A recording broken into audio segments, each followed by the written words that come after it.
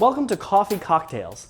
More importantly, welcome to the first publicly available episode of Coffee Cocktails. I've been planning for a while a really nice way to show everyone what the show is about and what to expect here, and I wanted to show you a little bit about what this means to me, and I threw all of that in the trash because we are in the middle of a beverage emergency. About a year ago, I planted passion fruit vines on the fence around my house. I wanted something that would make a nice screening plant. I thought after a couple of years, we might get some fruit after it matures. And for the last 3 months, we have had so many passion fruits. A lot of passion fruits. Over 1,000 passion fruits. And today, we're going to find a way to make that into a drink. Let's get to it.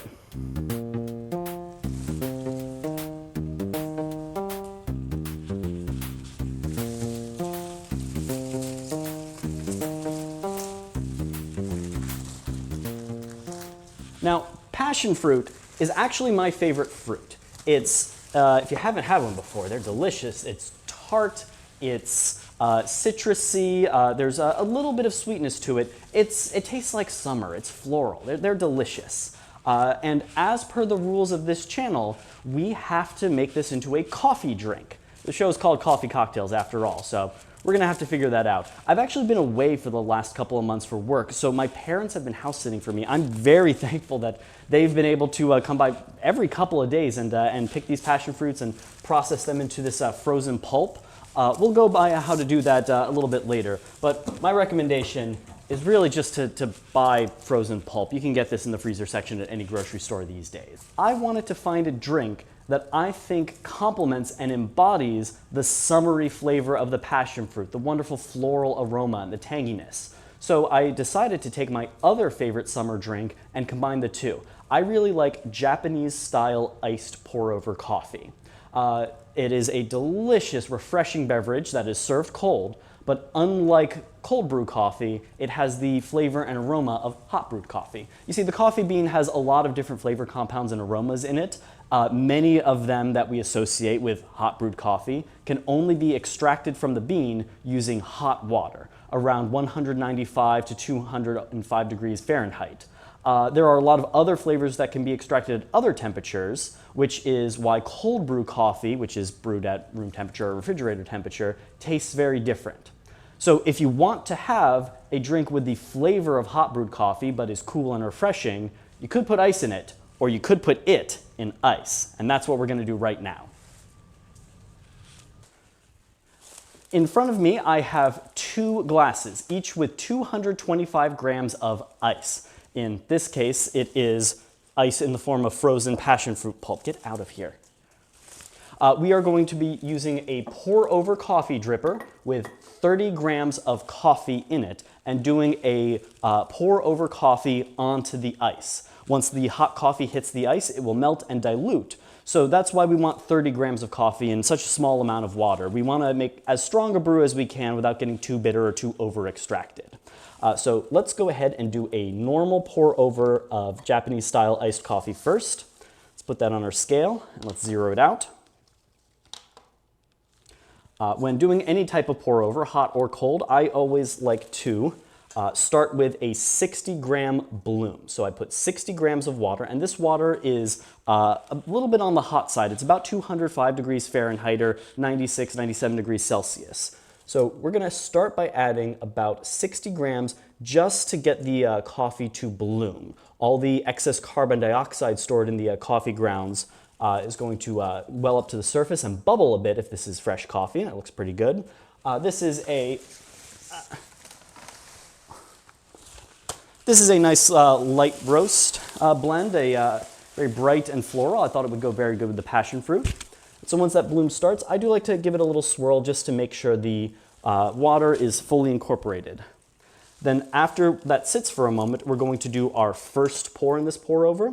So we're going to pour slowly and go in circles, almost stirring the coffee with the stream of water. We're going to pour until the scale reads 150.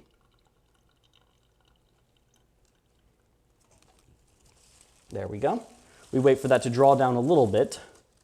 That's a spider. No, that's a cricket. Very green cricket. I knew this was a bad idea. All right, and we're going to add the last dose. Since this is such a small pour over, only 225 grams of hot water, we're only going to do 2 doses instead of my normal 3. So we're going to continue until the scale reads 225, and then let that draw down. Perfect. All right, let's set this aside. Let that steep. And then we're going to do the same thing for our passion fruit pour over. All right, we're going to zero out the scale. And we're going to start with the same bloom, 60 grams. I actually haven't tried this yet. I wanted to try it for the first time so we could really discover how it tastes together. All right, we're going to go to 60 grams. Give it a swirl. Perfect, and we can see that passion fruit frozen pulp is starting to melt and dilute. I'm going to give it a moment here. We're going to do our first pour over to 150 grams.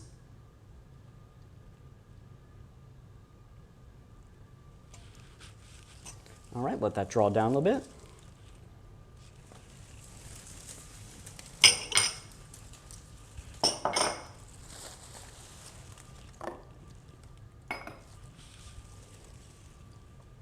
And do our final dose up to 225. All right, there we go. With your pour over, the normal one first, you can, if the ice is fully melted, you can absolutely strain this into a glass with new ice, but I think that's looking good. Love that. That's just refreshing. It tastes like coffee, but it's not too bold, it's not too bitter, it's delicious. All right, and this is starting to finish up. Just a few drops left.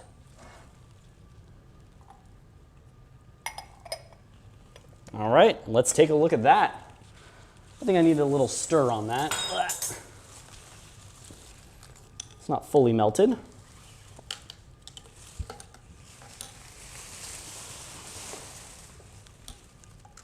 All right, there we go. It's a bit cloudy. Okay, but yeah, it's fruit and coffee. How bad could it be? Let's go ahead and taste this and see what passion fruit pour over is like.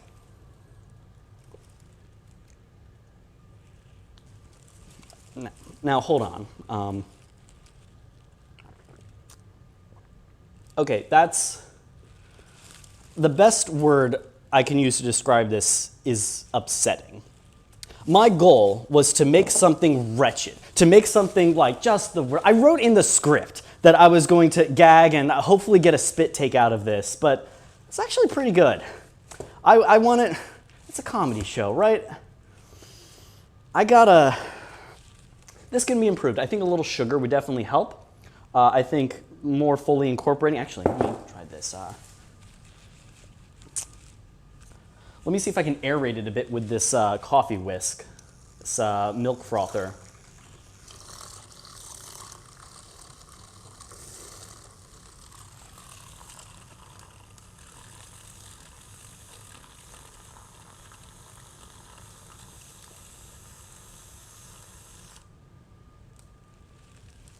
That actually helps a lot. Yeah, that's good. It's coffee and fruit. It's supposed to be bad. It's supposed to be tart and bitter, but no, I think I have something here. I think we need to make a bad drink.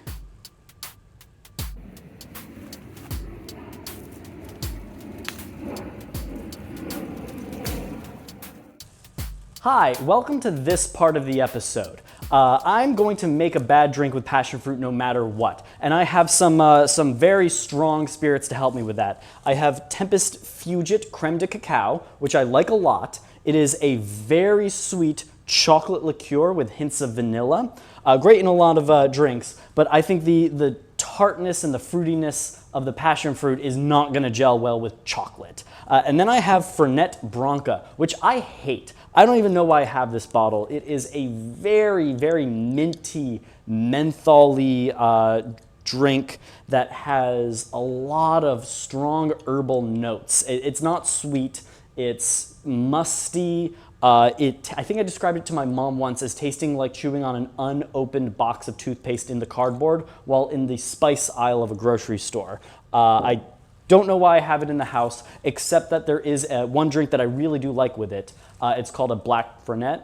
It's when you take Mr. Black coffee liqueur and Fernet Branca, and you mix them together half and half over ice. It's supposed to be taken as a shot, but I don't ever like to shoot drinks. I like to sip them slowly. And even though both flavors are still very present, they complement each other well, and you have this great spicy coffee drink that's cool and refreshing. Great for sipping. That's actually what inspired these. I'm going to try to do that. I'm going to try to mix a base spirit and this passion fruit pulp half and half, and see what happens. All right, so let's get our mixing vessel. We'll start with about 2 ounces of each. 2 ounces of the passion fruit pulp, and 2 ounces of. Let's start with the Tempest Fugit. That is thick. That is syrupy. And then we mix it together. I recommend letting the passion fruit thaw a little bit first. Otherwise, you just have to chop up the icy blocks here. And you can strain this over a fine mesh strainer. You're going to lose a lot, though. It is pretty pulpy. It's a lot like orange juice. In fact, passion fruit is pretty similar to orange juice. I'm sure there are substitutions that you can make, just one-to-one. All right, let's pour that out over a cube with the ice. Ugh, that looks thick. All right, so we're gonna do the same thing again with the Fernet. 2 ounces of pulp. 2 ounces Fernet Branca.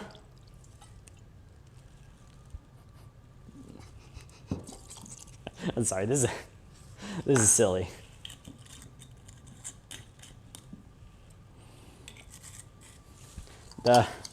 And mix that up.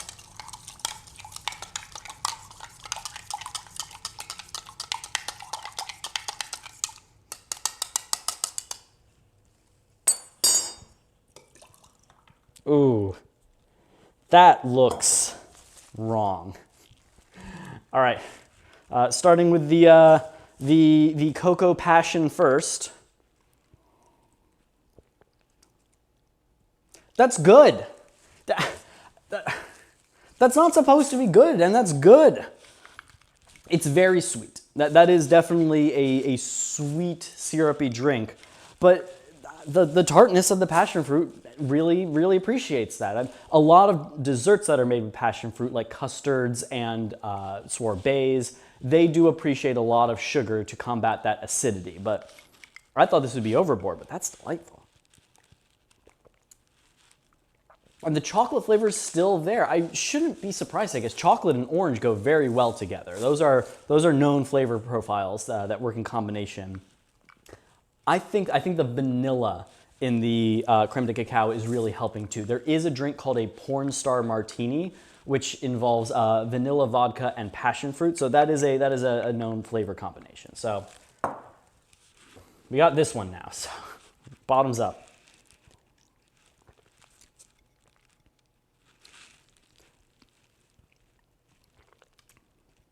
That one's good too.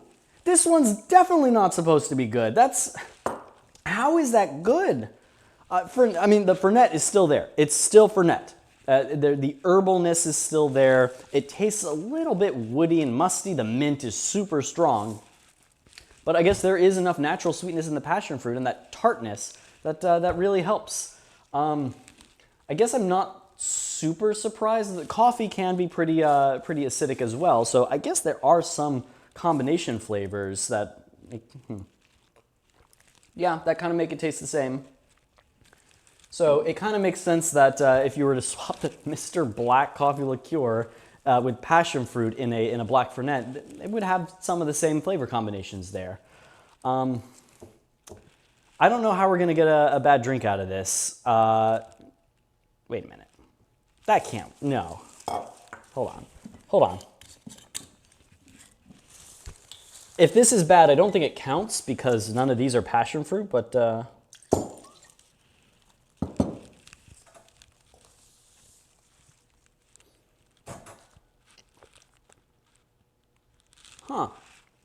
that's not good, but that's interesting. That's the basis for something. Both of those individually go very well with coffee. Wonder if that's the basis for another drink. I wonder if that's the basis for another script. I think I have some writing to do.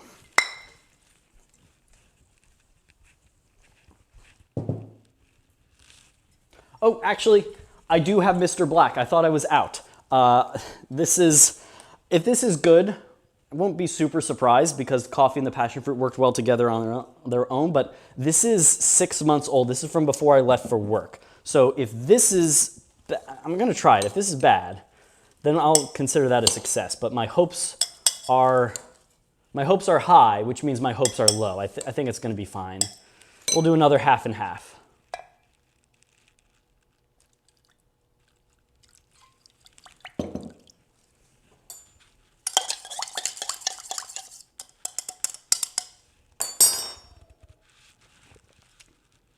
Ooh, that might be the best of all of these, actually. That's nice. I would drink this over ice sitting outside on a hammock on a hot summer day. There's something here.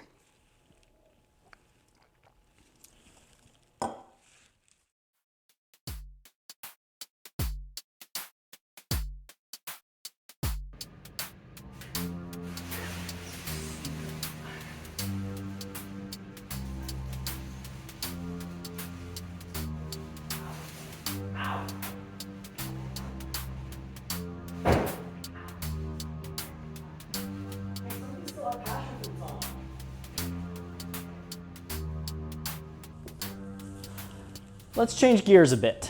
I want to show you how to make passion fruit pulp if you have 1,000 fresh passion fruits or any number of them. So we're going to want to take some whole passion fruits. You'll know that they're ripe when they start to get darker in color and purple.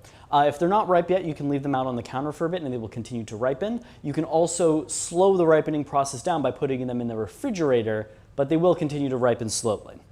Take your passion fruit and we're going to want to cut off just the top of it.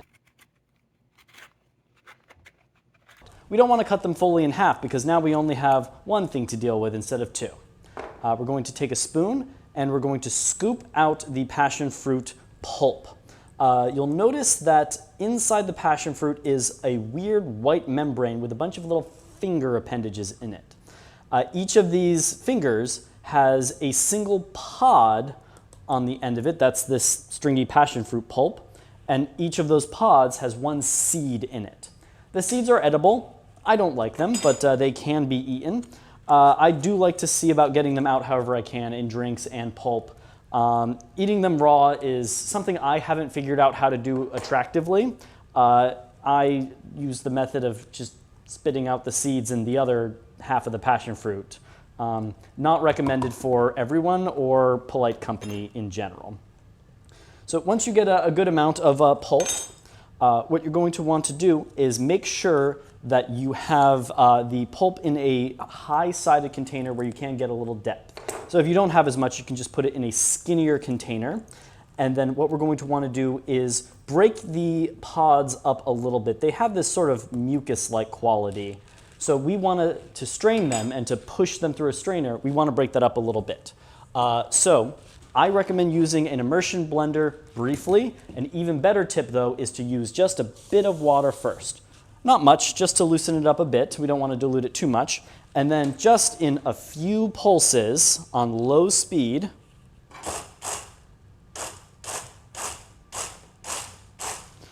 we're going to get that all broken up. We don't want to crack the seeds and cause them to turn to dust. That's what we're trying to avoid here. There, that's nice and loose.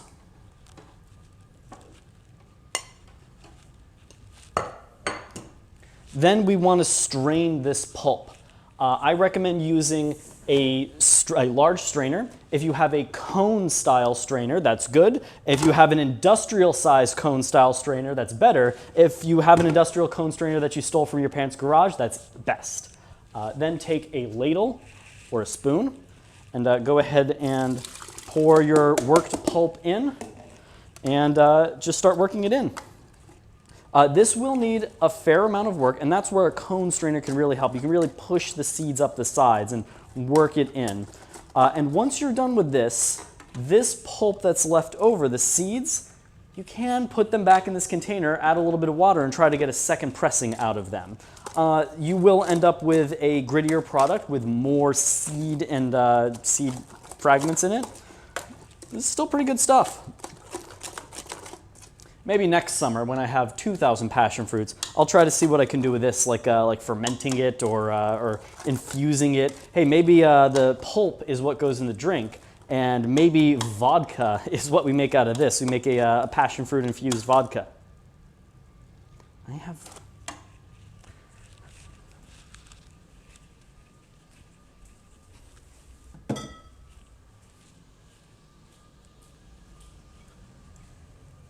I'm going to put this here just so I can look at it, consider it, think about my actions and how much work I want this episode to take.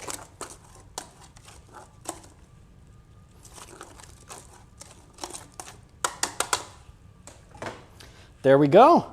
That is a lovely, lovely passion fruit juice. Now, what we can do to store this, you can use it right away. Honestly, it's great to just drink on its own without any of the fuss of alcohol or caffeine.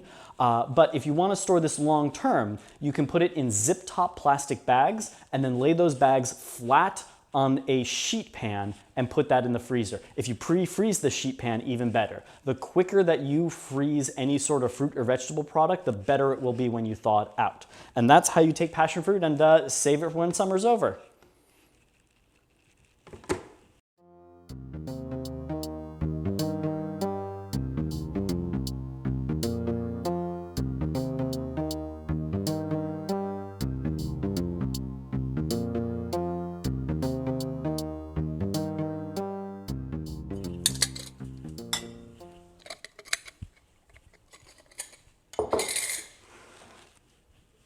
Now, my question for you, do I look like the kind of person who knows what he's doing? Because I truly don't.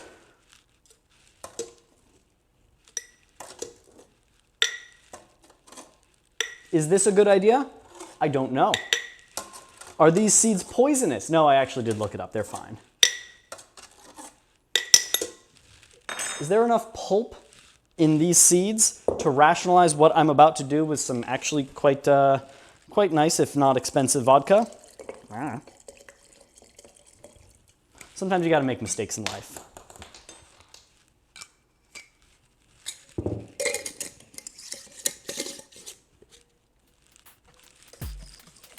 Fridge.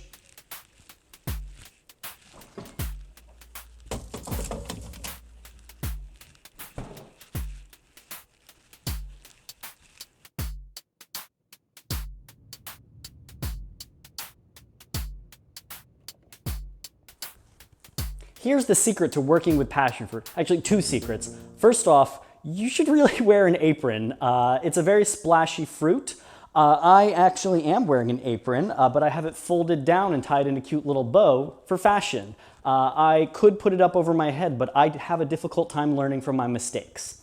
So the other secret, the more important one, is that you can make a good cocktail pretty easily if you just follow the sour template. That's really what this episode is about, is the sour template. It's typically used with citrus juices, but since passion fruit is so tart and acidic, it works just the same. The sour template for a cocktail is 2 parts liquor to 1 part fruit juice, citrus or passion fruit in this case, to 1 part sugar. We're just using simple syrup. And you shake that over ice and it's a delicious drink. You can do it with almost anything. Let's demonstrate. First off, let's go ahead and do tequila. So we're gonna do a tequila passion fruit sour. So we're gonna start by taking our shaker, putting a little ice in it. Then we're gonna fill that with 2 parts tequila. This is just a Blanco tequila. It isn't especially spicy or smoky, although I bet that would be good.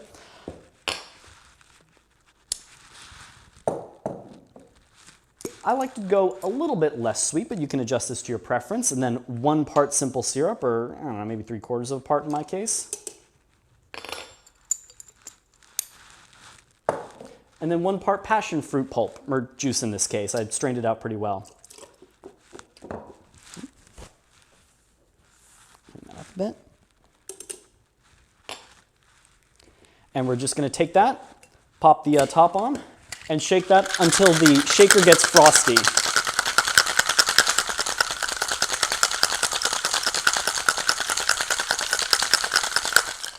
There we go. Pop that open. If the cold creates suction on it, you can just hit it a little bit to loosen the seal. And strain that. You can double strain it with a very fine mesh strainer, but we don't really need to.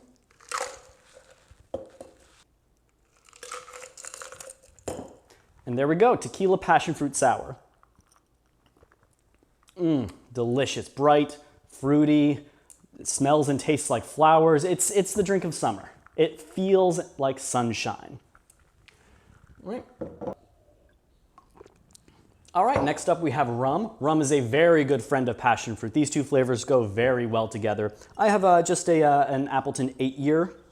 A lot of different rum will work for this. Even stuff that starts to get a little more funky and has brown sugar kind of notes to it. We'll get to that in a minute. But this is a pretty mild rum for an aged rum here. So we're going to follow the sour template yet again.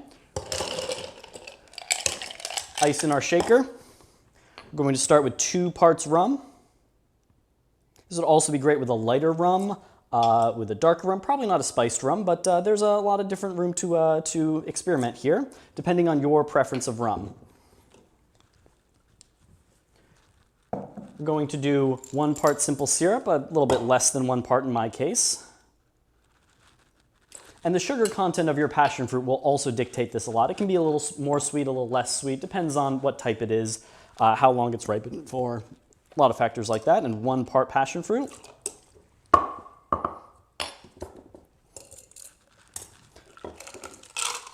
Once again, shake over ice.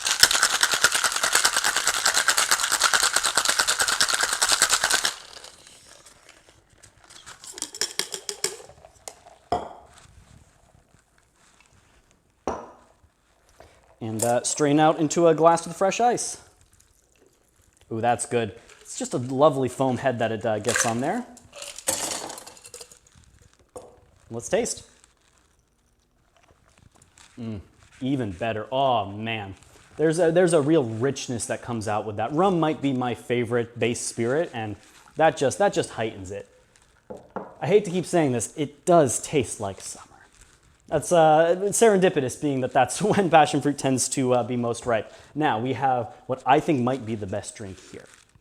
This is a bottle of Hamilton 86, which is a Guyanese Demerara rum. So it has the flavors of Demerara sugar, of brown sugar, rich molasses notes on its own. But this is actually something I made called caramelized brown butter fat washed rum. So the first thing you do is you take a stick or several sticks of butter, in my case, and caramelize them, which means it's a whole process. I love it so much. You use milk powder and toast the butter to get even more milk solid flavor. We'll do that eventually, but not now. Needless to say, this is a really good thing to add to rum, and it's fat washed, which means that you mix the butter and the rum and let the butter solidify and then remove it. The flavor compounds from the butter will be absorbed by the rum, the fat-soluble ones, which you don't normally get. And then you just are left with the flavor of that butter in the rum. It's delightful. This is great in whenever you use a hot buttered rum. This is probably the best thing to put in coffee. It has wonderful chocolate notes. It's fantastic. So we're gonna get some fresh ice and put it in the shaker. This is the one I'm excited about. We're going to start with 2 parts of our caramelized brown butter fat washed rum.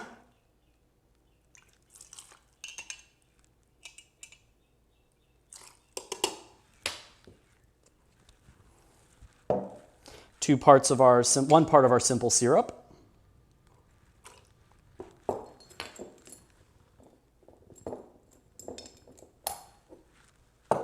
And 1 part of our passion fruit juice.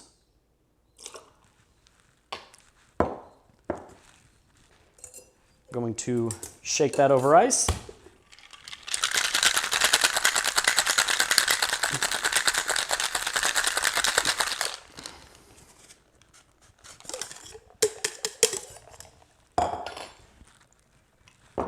I'm gonna strain it over a glass of fresh ice. There we go.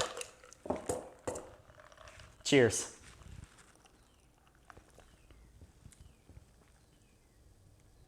Oh no. That doesn't actually really work that well. This is the worst. I got what I asked for. I made a bad drink. And it's the one I wanted to be good. That just figures. It's not bad, but the richness isn't coming through in the way that I thought it would. If I were given this in a bar, I wouldn't complain about it, but it just doesn't work. I guess there are some, of all the things in this episode that have been bitter, the bitterness that does come through slightly with browning butter, with toasting or close to burning milk solids, that plays very unpleasantly with the tartness here. It's not the worst thing in the world, but I made the passion fruit worse and not better. Well, that's going to do it for now. You know what? That seems like a good place to end. I hope you've learned something. I'm not sure I have. See you next time. Good morning. It's been a couple days, and I've had a few more of these, and they're still pretty good. About a half an ounce of simple syrup really helps them. But yeah, I got to figure out a name for these passion fruit coffee pour-overs, but they're quite good. Really, it was the first time I tried one of those when I made it on here. So yeah, that was my real reaction to that. The buttered rum thing I am working on. I have a slight upgrade to that recipe. I think there's a few things that I can do to tweak that a little bit. I hope to put that out soon. One thing I wanted to show though is that the passion fruit vodka from the leftover hulls, that really works. So here's the exact recipe for this, because this stuff is good. And it's pure passion fruit flavor that you can use in any cocktail you want, or even any non-cocktail. So what you do is you want to just put the discarded pulp in a jar, and I figured out that the best way to do this is just to fill it with vodka so it covers the pulp by, a centimeter. It doesn't need to be much, as long as it covers it. The pulp will swell and absorb liquid as it sits, so you might need to top this off every now and then. But once you have it covered, just go ahead and put a lid on it, give it a shake, put it in the refrigerator for 48 hours, topping it up as needed, and then you have a delicious passion fruit vodka. That's basically it. I hope you go out and enjoy some passion fruit as much as I do. Thanks, and see you later. It's good.